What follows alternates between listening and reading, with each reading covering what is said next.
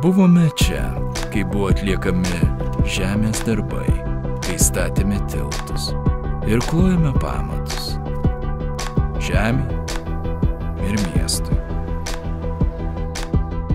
Čia statėme daugiabučius ir tiesėme kelius. Čia tapome stiprus kartu. Nes tuo, ką turime, verta rūpintis. Ir nors betonas yra esminė ir natūrali medžiaga, dar turime nueiti ilgą kelią. Dabar mūsų laukia naujas laikotarpis ir turi būti klojamas naujas pamatas. Todėl telkime jėgas po vienu prekės ženklu, siekdami toliau vadovauti pramonės transformacijai į tvarią ateitį, kurioje mažinama CO2 emisija produktuose ir auginama vertė grandinėje.